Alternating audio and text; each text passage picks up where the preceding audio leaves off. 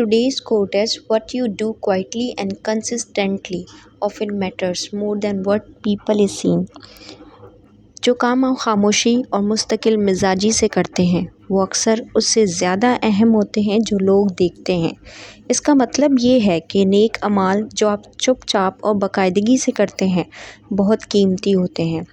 لوگ شاید انہیں نہ دیکھیں لیکن یہ آپ کی زندگی اور کردار کو مضبوط بناتے ہیں۔ آپ کی محنت، لگن اور اخلاص وقت کے ساتھ آپ کی شخصیت تعمیر کرتے ہیں۔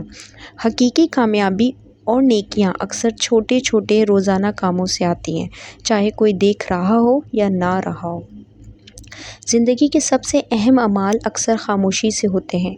جب آپ دل سے نماز پڑھتے ہیں، کسی کی مدد کرتے ہیں یا خود کو بہتر بنانے کی کوشش کرتے ہیں تو کوئی شاید نوٹ نہ کرے لیکن اللہ تعالیٰ یہ سب چیزیں دیکھ رہے ہوتے ہیں۔ لیکن یہ چھوٹے اور مستقل اعمال آپ کے کردار کو سنوارتے رہتے ہیں، آپ کو اندر سے مضبوط بناتے ہیں۔ یہ نظم و ضبط، صبر اور ایمان پیدا کرتے ہیں۔ رمضان میں یہ پیغام اور بھی مضبوط ہو جاتا ہے۔ روزہ رکھنا، دعا کرنا، صدقہ دینا اور قرآن پڑھنا اکثر لوگوں کی نظر سے دور ہوتا ہے، پھر بھی یہ مخلصانہ کوششیں بہت قیمتی ہیں۔